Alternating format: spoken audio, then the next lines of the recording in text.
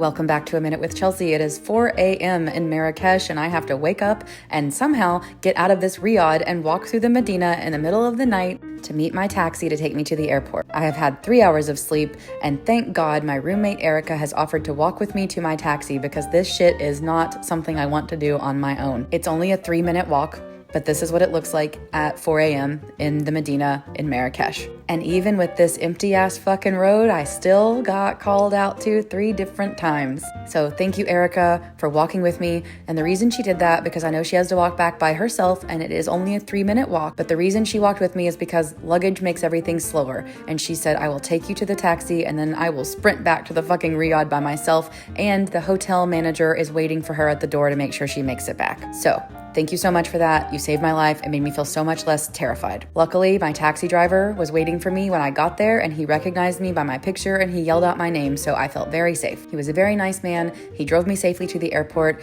and it was a great ride and I'm just so grateful that I got there safely. I smoked a cigarette. I didn't even want it, but I was like, I'm about to be on an airplane for 24 hours, so you know what? Fuck it. Then I had to check in and then I was like, I'm starting to lose my mind. I've gotten no sleep. I'm on a 9-day trip. I'm reaching my limit. Like, you know, when you're so sleepy, you start to feel sick. That's where I was at. So I had a very strong espresso. I had a little quiche tartlet thing that was not very good, but it was salmon and cheese. That was really the only option, so that's what I got. And now it is time to get on the airplane, and I've never been so fucking excited to be in a seat and to sit down and have a blanket and put my headphones on and pass the fuck out. The shittiest part of this whole adventure today is that they made me dump out my water that I bought in the airport. I already went through security and customs and I could not get on the airplane with the water. And I was like, why?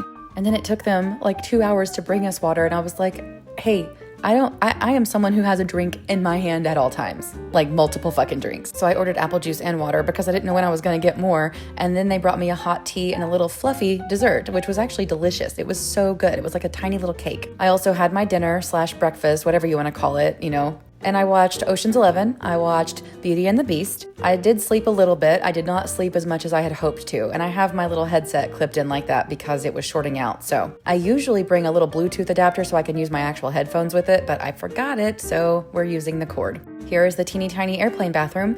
And I just wanted to say, I don't know how people can pee in here if they're any bigger than I am, because it's still tough. Also, a secret, if you're ever on an airplane, they always have period products. They're supposed to. They're kind of legally, I think, required to have period products, so you can always open all the doors until you find one. I didn't need them, but I wanted to check, and they were there. I don't know if you know this about me, but I used to weigh almost 500 pounds. I do not weigh that now, but I don't know how anyone would ever be comfortable flying if they were bigger than I am at this point, because that bathroom is so small. It's sick. That is not okay. Anyway, not the point. They brought me another snack and we were almost back to the United States of America. I watched The Little Mermaid, and by watched, I mean I had it playing and I was just kind of sitting there. And then I got to the point where I was like, so dumb, so sleepy, so stupid, I couldn't feel feelings or hear words, so I turned on Jurassic Park because I can always count on Jurassic Park. I had a little toothbrush and toothpaste, so I took that to the airplane bathroom and brushed my teeth, and then I was back in the US. Normally, I'm not excited to be back. I'm always like, ugh, I'm in America again. Damn it, I hate it here.